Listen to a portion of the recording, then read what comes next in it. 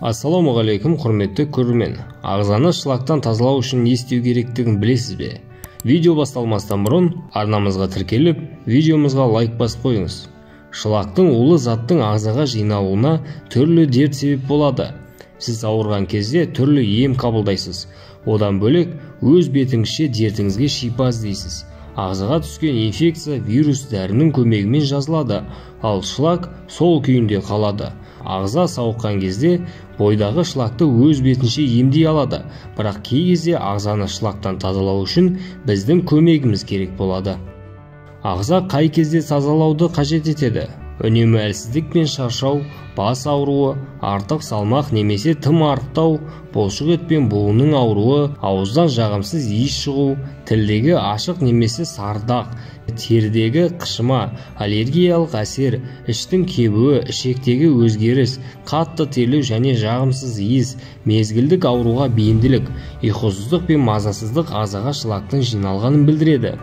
Бауырды тазалау үшін бұл ем тюбаж деп аталады. Бауырды шлактан улы заттан тазалау үшін алатікен қажет. Ол үшін бір шай қасық шөпті бір стақан суға араластырып, отқа қоясыз. 3-4 минуттан кейін қайнаған соң оттан алып, шыжып қоясыз. Дайын болған тұнбаны түскі тамақтан соң 1 сағаттан кейін ішесіз. Емді бір ас қасықтан қабылдау керек. Бүйректі тазалау үшін бұл ағзадағы шлакты шығару үшін сәлбен, лаванда, шалбыз және гүлештен шөптерінің майы қажет болады. Оның бірнеше тамшысы 1 стақан таза суға араластырып ішесіз. Татымы ұнамаса 1 шай қасық бал қосуға болады. Бүйрекке арналған жиынтықта ағзаны керемет тазартады. Ол қоспаның ішінде қайың, қырықбуын, таран және аша болады. Бұл шөпті кезектестіріп қолданасыз. Егер үнемі бір шөптің көмегіне жүгінсеңіз, ағза соған ғана үйреніп қалады. Кез келген дәріханадан табылатын осы қоспаның 2 ас қасығын 600 мл қайнаған суға араластырып, тұндырып қоясыз. Бөлме температурасына жылыған кезде сүзіп алып ішіңіз. Емді күніне 3 рет жүргізу керек. 3 шай қасық кептірілген лаванда үгіндісін 400 мл қайнаған суға араластырып, тұндырып қоясыз. Шамамен 25-30 минуттан соң дайын болған тұнбаны сүзіп алып ішуге болады. Қанды тазалау үшін қанды тазалау барысында жүрек пен қан тамырлардың жұмысын жақсартасыз. Ал қанды шлактан тазалау үшін қалақай шөбінің көмегіне жүгінесіз.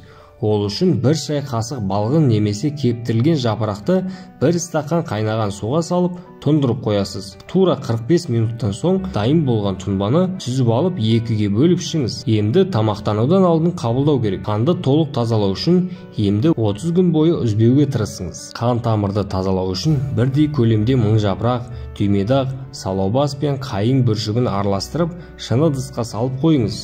Шөп қосындысының 2 ас қасығын 500 мл қайнаған суға салып бетін жауып қоясыз. Шамамен 20 минуттан соң дайын болған тұнбаны сүзіп алып ішесіз. Татымы ұнамаса 1 шай қасық бал қосуға да болады. Емдік сусынды ұйқыға жатар алдында қабылдау керек. 1 шай қасық бедені 1 стақан қайнаған суға салып ыдысымен ыстық суға салып қоясыз. 40 минут тұндырып қойыңыз. Осы уақыттан соң тұнбаны сүзіп алып 1 десерт қасықтан ішесіз. Емді әр тамақтанудан алдын қабылдау керек. Емді күніне 3 рет 21 күн үзбей жүргізесіз. Осы емнен кейін қан қысымыңыз реттеліп, құлақтағы шуыл басылады. Бұл тазалық жұмыстары жүкті, емізулі әйелдерге және кішкентай балаларға жүргізуге болмайды. Ескерту: халық емін қолданбас бұрын міндетті түрде дәрігермен кеңесіп алыңыз. Құрметті көрермен, біздің видео сізге ұнаған болса, лайк басып, арнамызға тіркеліп қойыңыз. Сізге дәрігерлер айтпайтын құпия ақпараттармен бөлісіп отыратын боламыз.